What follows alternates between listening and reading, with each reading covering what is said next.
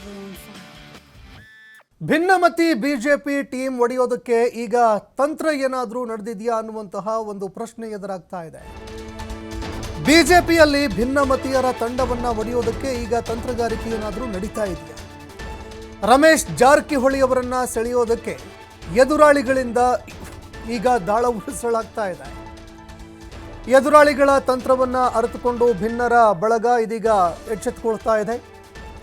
Team ಯಾವುದೇ ಕಾರಣಕ್ಕೂ ಬಿರುಕು ಮೂಡದಂತೆ ನೋಡಿಕೊಳ್ಳುವಂತಹ ಒಂದು ಸವಾಲು ಕೂಡ ಎದುರಾಗ್ತಾ ಇದೆ.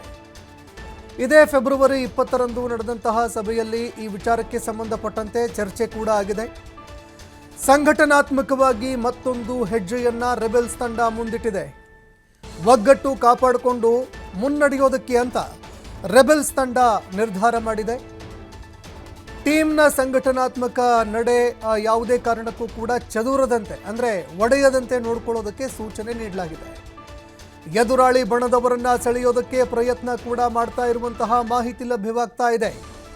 ಇದೇ ಕಾರಣಕ್ಕಾಗಿ ಎಲ್ಲರೂ ಒಟ್ಟುಗೂಡಿ ಒಗ್ಗಟ್ಟಿನಿಂದ ಹೋಗೋದಕ್ಕೆ ಅಂತ ನಿರ್ಧಾರ ಮಾಡಿದ್ದಾರೆ. ಪಕ್ಷದಿಂದ ಯಾರಿಗೆ ಎಚ್ಚರಿಕೆ ಬಂದರೂ ಕೂಡ ಅವರ ಬೆಂಬಲಕ್ಕೆ ನಿಲ್ಲೋದಕ್ಕೆ ಅಂತ ಸೂಚನೆ ಕೊಟ್ಟಿದ್ದಾರೆ.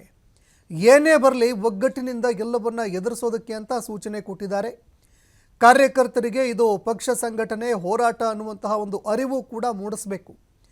ಕಾರ್ಯಕರ್ತರಲ್ಲಿ ಇರುವಂತಹ ಗೊಂದಲ ನಿವಾರಣೆ ಮಾಡಬೇಕು. ಅದೇ ರೀತಿಯಾಗಿ ಪಕ್ಷ ಸಂಘಟನೆ ಮಾಡೋದಕ್ಕೆ ನಾವೆಲ್ಲರೂ ಕೂಡ ಹೋರಾಟ ಮಾಡ್ತಾ ಇದ್ದೀವಿ ಅನ್ನುವಂತಹ ಒಂದು ಅರಿವು ಕಾರ್ಯಕರ್ತರಲ್ಲಿ ಮೂಡಿಸಬೇಕು ಅನ್ನುವಂತಹ ಒಂದು ನಿರ್ಧಾರಕ್ಕೂ ಕೂಡ ಬಂದಿದ್ದಾರೆ. ಅಲ್ಲದೆ ಇದು ವೈಯಕ್ತಿಕ ಬಡಿದಾಟ ಅನ್ನೋ ಚಿಂತನೆ ಏನಿದೆ ಅದನ್ನು ಯಾವುದೇ ಕಾರಣಕ್ಕೂ ಕೂಡ ಬಿತ್ತಬಾರದು.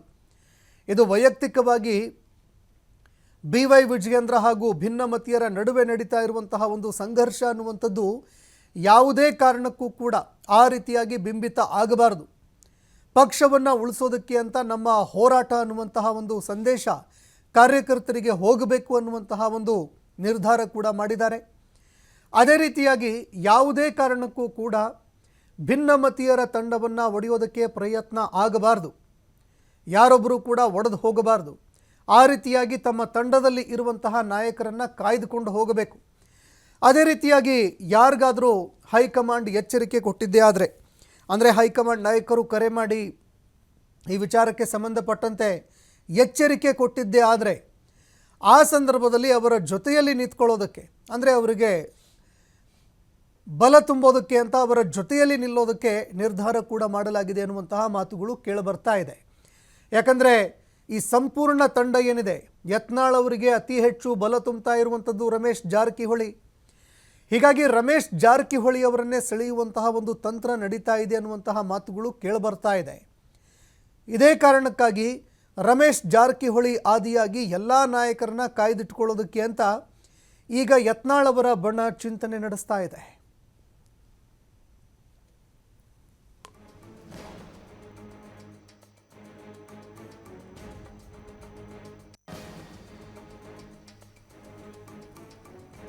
ಈ ಬಗ್ಗೆ ಮತ್ತಷ್ಟು ಮಾಹಿತಿ ಕೊಡ್ತಾರೆ ಪ್ರತಿನಿಧಿ ರಾಕೇಶ್ ನೇರ ಸಂಪರ್ಕದಲ್ಲಿ ಜಾಯ್ನ್ ಆಗಿದ್ದಾರೆ. ರಾಕೇಶ್, ಬಿಜೆಪಿಯಲ್ಲಿ ಬಣ ಬಡಿದಾಟ ಇರುವಂಥದ್ದು ಎಲ್ರಿಗೂ ಕೂಡ ಗೊತ್ತಿರುವಂತಹ ವಿಚಾರ. ಮತ್ತೊಂದೆಡೆ ಯತ್ನಾಳ್ ಅವರ ಟೀಮ್ಗೆ ಹಿನ್ನಡೆ ಕೂಡ ಆಯಿತು. ಈಗ ನಾಯಕರು ಚದುರುವಂತಹ ಒಂದು ಸವಾಲೇನಾದರೂ ಎದುರಾಗ್ತಾ ಇದೆಯಾ? ಈ ಬಗ್ಗೆ ಮತ್ತಷ್ಟು ಮಾಹಿತಿ ಕೊಡೋದಾದ್ರೆ.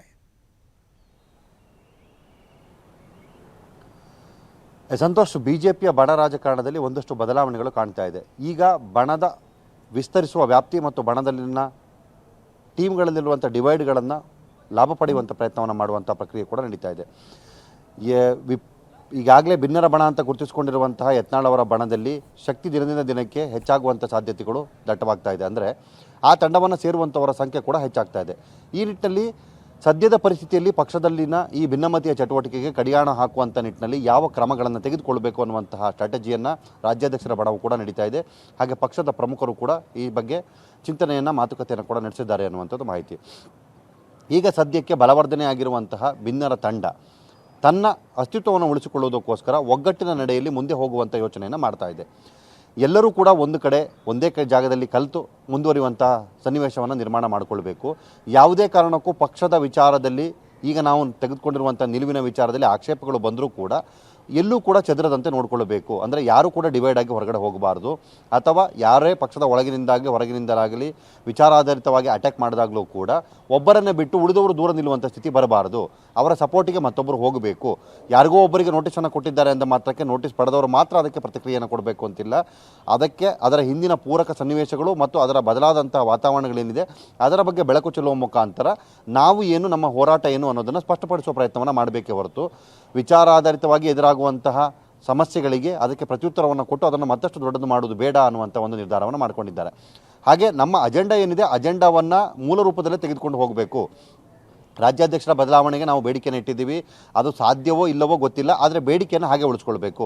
ಜೊತೆಗೆ ಒಂದು ವೇಳೆ ರಾಜ್ಯಾಧ್ಯಕ್ಷರನ್ನ ಮುಂದುವರಿಸುವುದೇ ಆದರೆ ನಮಗೆ ನಮ್ಮ ಅಸ್ತಿತ್ವವನ್ನು ಉಳಿಸಿಕೊಳ್ಳುವುದರ ಜೊತೆಗೆ ಪಕ್ಷ ಸಂಘಟನೆ ವಿಚಾರವಾಗಿ ನಾವು ಇದುವರೆಗೂ ತೆಗೆದುಕೊಳ್ತಿರುವಂಥ ನಿಲುವೇನಿದೆ, ನಾವು ಮಾಡುತ್ತಿರುವ ಹೋರಾಟ ಕೇವಲ ನಮ್ಮ ಪಕ್ಷವನ್ನು ಉಳಿಸಿಕೊಳ್ಳುವ, ಹಿಂದುತ್ವದ ನೆಲೆಗಟ್ಟಿನಲ್ಲಿ ಪಕ್ಷವನ್ನು ಕಟ್ಟುವ ಪ್ರಯತ್ನ ಏನಿದೆ ಅದಕ್ಕೆ ಬೆಂಬಲವಾಗಿ ಉಳಿದಂತಹ ಸಹಕಾರವನ್ನು ನಾವು ಪಕ್ಷದ ಪ್ರಮುಖರಿಂದ ಅಥವಾ ಪಕ್ಷದ ಒಳಗಿನವರಿಂದ ಕೇಳ್ತಾ ಇದ್ದೇವೆ. ಅಂತಹವರನ್ನು ನಮ್ಮ ಜೊತೆಗೆ ನಿಲ್ಲಿಸಬೇಕು ಅಥವಾ ನಮ್ಮ ಹೋರಾಟವನ್ನು ತೆಗೆದುಕೊಂಡು ಹೋಗುವಂಥವ್ರಿಗೆ ಅವಕಾಶ ಮಾಡಿಕೊಡಬೇಕು. ಹಾಗೆ ನಮಗೂ ಕೂಡ ಪಕ್ಷದೊಳಗೆ ಕೆಲವೊಂದಷ್ಟು ಸ್ಥಾನಮಾನಗಳನ್ನು ಕೊಡುವ ಮುಖಾಂತರ ನಮ್ಮ ಬೇಡಿಕೆಯನ್ನು ಈಡೇರಿಸುವ ಪ್ರಯತ್ನವನ್ನು ಮಾಡಬೇಕು. ನಾವು ಮಾಡ್ತಿರುವ ಹೋರಾಟ ಕೇವಲ ಇದು ವೈಯಕ್ತಿಕ ವ್ಯಕ್ತಿಗತ ಹೋರಾಟ ಅಲ್ಲ, ಪಕ್ಷದ ಉಳಿವಿಗಾಗಿ ಪಕ್ಷ ಸಂಘಟನೆಗಾಗಿ ಮಾಡ್ತಿರುವ ಹೋರಾಟ ಅನ್ನೋದನ್ನು ಮನವರಿಕೆ ಮಾಡಿಕೊಡುವುದರ ಜೊತೆಗೆ ನಾವು ನಮ್ಮ ಅಸ್ತಿತ್ವವನ್ನು ಉಳಿಸ್ಕೊಳ್ಬೇಕು ಅನ್ನುವಂಥದ್ದನ್ನು ಹೇಳ್ಕೊಂಡಿದ್ದಾರೆ. ಹಾಗೆ ಎಲ್ಲದಕ್ಕಿಂತ ಹೆಚ್ಚಾಗಿ ಈಗ ರಾಜ್ಯಾಧ್ಯಕ್ಷರ ಬಣದಿಂದ ಭಿನ್ನರ ತಂಡದಲ್ಲಿರುವಂತಹ ಕೆಲವರನ್ನು ಸೆಳೆಯುವ ಪ್ರಯತ್ನ ಆಗ್ತಾ ಇದೆ ಅನ್ನುವಂಥ ಮಾತು ಕೂಡ ಇದೆ. ಕೆಲವೊಂದಷ್ಟು ವಿಚಾರವನ್ನು ಪ್ರತ್ಯಕ್ಷವಾಗಿ ಹೇಳಲಾಗದಿದ್ದರೂ ಕೂಡ ಅದನ್ನು ಆ ಬಗ್ಗೆ ಪ್ರಸ್ತಾಪ ಆಗಿರೋದನ್ನು ಕೂಡ ಭಿನ್ನರ ಬಳಗ ಹೇಳ್ಕೊಂಡಿದೆ. ನಮ್ಮಲ್ಲಿರುವ ಕೆಲವು ಪ್ರಮುಖ ಲೀಡರ್ಗಳನ್ನು, ಅಂದರೆ ಉದಾಹರಣೆಗೆ ರಮೇಶ್ ಜಾರಕಿಹೊಳಿ ಅಂಥವರನ್ನು ಕೂಡ ಸೆಳೆಯುವಂಥ ಪ್ರಯತ್ನವನ್ನು ಮಾಡಿ ಅವರನ್ನು ನ್ಯೂಟ್ರಲ್ ಮಾಡೋದ್ರಿಂದಾಗಿ ನಮ್ಮ ಪಕ್ಷದ ಅಥವಾ ನಮ್ಮ ಈ ಬಣದ ಶಕ್ತಿಯನ್ನು ಕುಂದಿಸುವಂಥ ಪ್ರಯತ್ನವನ್ನು ಮಾಡಬಹುದು. ಆ ರೀತಿಯ ಪ್ರಯತ್ನಗಳು ಸಾಗ್ತಾ ಇದೆ. ಕೆಲವೊಂದಷ್ಟು ಮಂದಿ ಅವ್ರ ಜೊತೆ ಮಾತುಕತೆ ಪ್ರಯತ್ನವನ್ನು ಮಾಡ್ತಿದ್ದಾರೆ. ಇದೇ ರೀತಿ ನಮ್ಮ ಅರಿವಿಗೆ ಬಾರದೆ ಬೇರೆಯವರ ಜೊತೆಯಲ್ಲೂ ಕೂಡ ಮಾತುಕತೆಯನ್ನು ಮಾಡ್ಬೋದು. ಯಾವುದಾದ್ರೂ ಆಮಿಷ ಒಡ್ಡುವ ಮುಖಾಂತರ ಅವರನ್ನು ಸೆಳೆದುಕೊಂಡು ಹೋಗೋ ಪ್ರಯತ್ನ ಮಾಡಿದರೆ ನಿಜ ಹೋರಾಟಕ್ಕೆ ವ್ಯಾಲ್ಯೂ ಇರೋದಿಲ್ಲ. ಹಾಗಾಗಿ ಅದನ್ನು ನೀವು ಫಾಲೋ ಮಾಡಬೇಕು. ಎಲ್ಲ ತಂಡದ ಸದಸ್ಯರು ಒಟ್ಟಾಗಿ ನಾವು ಮಾಡ್ತಿರುವಂಥ ಈ ಹೋರಾಟವನ್ನು ಅದರ ಗುರಿ ತಲುಪುವವರೆಗೂ ತೆಗೆದುಕೊಂಡು ಹೋಗಬೇಕು. ಅದಕ್ಕೆ ಎಲ್ಲರೂ ಒಗ್ಗಟ್ಟಾಗಿ ಹೋಗೋಣ ಅನ್ನುವಂಥ ವಿಚಾರವನ್ನು ಇಟ್ಟುಕೊಂಡು ಸಭೆಯನ್ನು ಮಾಡಿಕೊಂಡಿದ್ದಾರೆ. ಇದೇ ನಿರ್ಧಾರವನ್ನು ಮುಂದಿನ ದಿನಗಳಲ್ಲಿ ಫಾಲೋ ಮಾಡುವವರಿದ್ದಾರೆ. ಹಾಗೆ ಈ ಹಿಂದೆ ತಾವಿಟ್ಟಿರುವಂಥ 2-3 ಬೇಡಿಕೆಗಳನ್ನು ಈಡೇರಿಸುವ ಸಲುವಾಗಿ ಮುಂದಿನ ತಿಂಗಳಲ್ಲಿ ರಾಷ್ಟ್ರೀಯ ನಾಯಕರನ್ನ ಹಾಗೆ ವರಿಷ್ಠರನ್ನು ಭೇಟಿಯಾಗಿ ಅದರ ಬಗ್ಗೆ ಸಮರ್ಪಕ ಮಾಹಿತಿಯನ್ನು ಪಡೆದು ಅವರಿಗೆ ಮಾಹಿತಿಯನ್ನು ಕೊಟ್ಟು ಮತ್ತು ಪಡೆಯುವ ಪ್ರಕ್ರಿಯೆಯನ್ನು ಮಾಡುವ ಮುಖಾಂತರ ತಮ್ಮ ಉದ್ದೇಶ ಈಡೇರಿಕೆ ಕಾರ್ಯವನ್ನು ಮಾಡೋದಕ್ಕೆ ಕೂಡ ರೆಡಿ ಆಗ್ತಾ ಇದ್ದಾರೆ. ಸಂತೋಷ್, ಧನ್ಯವಾದಗಳು ರಾಕೇಶ್ ನಿಮ್ಮೆಲ್ಲ ಮಾಹಿತಿಗೆ.